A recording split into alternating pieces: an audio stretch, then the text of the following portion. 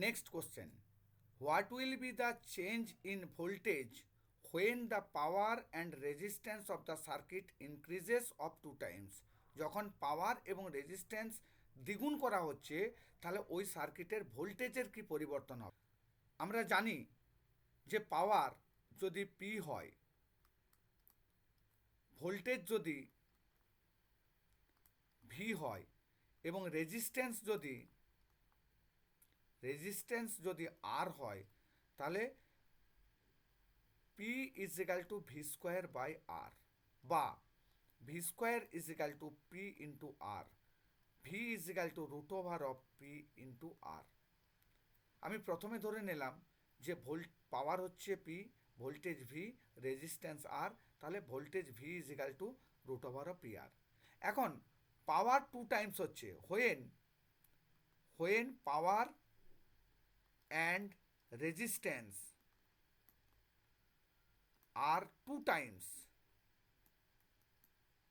তার মানে পাওয়ার হয়ে গেল কত? দ্বিগুণ। রেজিস্ট্যান্স হয়ে গেল কত? দ্বিগুণ। Two P two R. তাহলে এখানে ভোল্টেজ কত হবে না, V dash voltage is equal to হবে root over of two P into two R is equal to হচ্ছে 2 2 4 root over of 4 P into R, তার মানে is equal to 2 P R. দেখো এই পি আরটা কী ছিল? আগে ছিল ভোল্টেজ, তাহলে আমি বলতে পারি 2 ভি। তাহলে নতুন voltage V dash is equal to 2 V. তাহলে কত হচ্ছে? Becomes 2 Times. অপশান ডি, এটা অ্যান্সার হচ্ছে ডি, বিকামস 2 টাইমস, দ্বিগুণ হয়ে যাচ্ছে।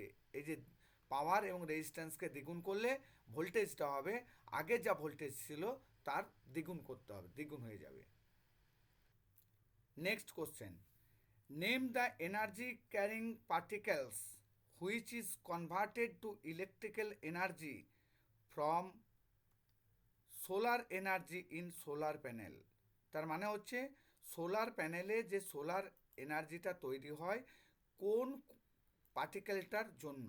আমরা জানি যে সোলার প্যানেলে কী থাকে না, সোলার প্যানেল হচ্ছে একটা রিভার্স বায়াস পিএন জাংশন, একটা রিভার্স বায়াস পিএন জাংশন। যখন এই পিএন জাংশনে আমার লাইট পড়ে, তখন এই যে পিএন জাংশনের সেমিকন্ডাক্টরটায় যে মাইনরিটি ক্যারিয়ারগুলো আছে, সেই মাইনরিটি ক্যারিয়ারের জন্য একটা ইলেকট্রন ফ্লো হয়। এই মাইনরিটি ক্যারিয়ারগুলো কেন বের হয় না, এই যে লাইট রে পড়ছে, এই লাইট রের মধ্যে ফোটন কণা যে আছে, সেই ফোটন কণাগুলোর জন্য ইলেকট্রনগুলো বাইরে বের হচ্ছে এবং ইলেকট্রনটা ফ্লো হচ্ছে। এই যে সোলার সেলে আমাদের পিএন জাংশন, সিলিকনের তৈরি আমাদের পিএন জাংশন থাকে, এবং এর সাথে আমাদের গ্যালিয়াম আর্সেনাইড মিক্সড করা থাকে। যখনই এটা লাইট পড়ে তখন এই ফোটন কণার জন্য ইলেকট্রনগুলো বাইরে ফ্লো হয়। এই লাইটের ইন্টেন্সিটি যত বাড়বে ইলেকট্রনের ফ্লোটাও তত বাড়বে। তাহলে এখানে ইলেকট্রিক্যাল এনার্জি ফোটনস কণাগুলোর জন্য, ফোটনস রের জন্য হয়। নিউট্রনস তো নিউক্লিয়াসে থাকে, প্রোটনস তো নিউক্লিয়াসে থাকে, আর ইলেকট্রনগুলো বের হয় কেন বের হয় না এই ফোটন কণার জন্য। তাহলে ফোটন অ্যান্সার, রাইট অ্যান্সার হবে ফোটন, মানে A. Next question, if the cross sectional area of a wire is reduced by factor of 2 then the resistance of the wire। এটা আমরা জানি যে একটা কন্ডাক্টরের রেজিস্ট্যান্স ডিপেন্ড করে আর varies as rho into R is equal to, বলতে পারি R is equal to rho into L by A. Cross sectional এরিয়াটা আমার এ মানে হচ্ছে, আর হচ্ছে রেজিস্ট্যান্স, এল হচ্ছে লেংথ অফ দ্য কন্ডাক্টর, এ হচ্ছে cross sectional area,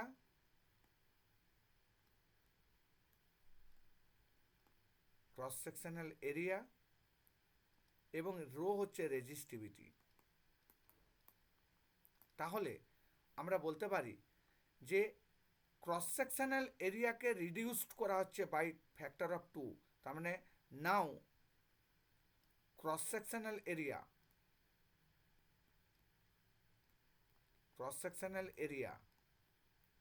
A dash is equal to A by 2 এবং রেজিস্টিভিটি সেম আছে, লেংথ এল আছে, তাহলে রেজিস্ট্যান্স কত হবে না R dash is equal to rho L by A by 2। তাহলে উপরে চলে গেল 2টা, 2 রো এল বাই এ। তাহলে আগে ছিল কত না আর ইজ ইকাল টু ছিল রো এল বাই এ। তাহলে আমি বলতে পারি R dash is equal to 2R। তার মানে যদি ক্রস সেকশনাল এরিয়াটা হাফ হয়ে যায় তাহলে এটা হয়ে যাবে কত, ডবল হয়ে যাবে, becomes double. Option A answer হচ্ছে অপশান এ।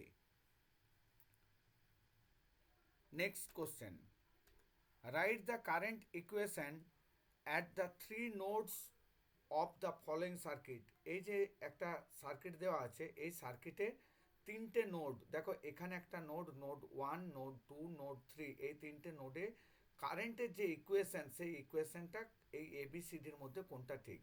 আমরা এই নোড 1-এ দেখো কারেন্ট এদিকে যাচ্ছে, আমরা কির্চফসের ল, আমরা কির্চফস লটাকে যদি আমরা অ্যাপ্লাই করি, কির্চফসের কোন ল না কির্চফসের কারেন্ট লটাকে যদি আমরা অ্যাপ্লাই করি, তাহলে দেখো নোড 1, নোড নোড 1 এখানে যদি আমরা কেসিএল কির্চফস কারেন্ট লটাকে আমরা যদি অ্যাপ্লাই করি, তাহলে ইনকামিং কারেন্ট হচ্ছে কত 3 অ্যাম্পিয়ার, আউটগোয়িং কারেন্ট কত না এটা হচ্ছে ইজিক্যাল টু হচ্ছে I1 প্লাস I2।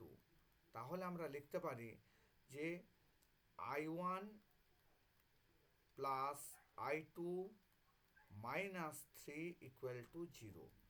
আমি আসি নোড 2, নোড 2, নোড 2তে কি হচ্ছে, দেখো এখানে কারেন্ট আসছে, I2 কারেন্ট ঢুকছে, I4 এবং I3 বেরোচ্ছে। তাহলে আমি লিখতে পারি I2 is equal two I4 plus I3। তাহলে আমরা লিখতে পারি যে I2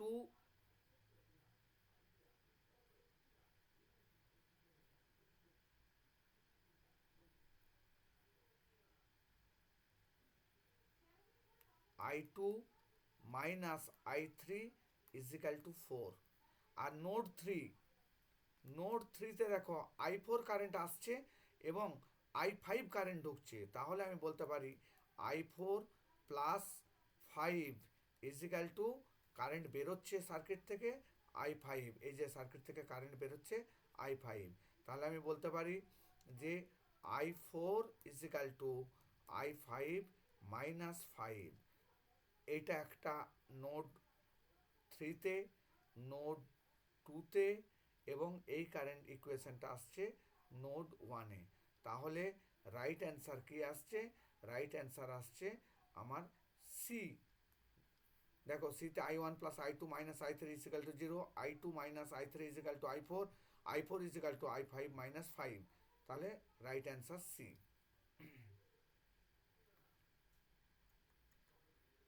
next question, 3 2 ohm resistor are connected in parallel and 3 2 ohm resistor are connected in series. If the supply voltage 100 volt, what are the voltage drop across the single 2 ohm resistor in parallel set and single 2 ohm resistor in series set? তিনটে resistance আছে আমার 2 ohm করে,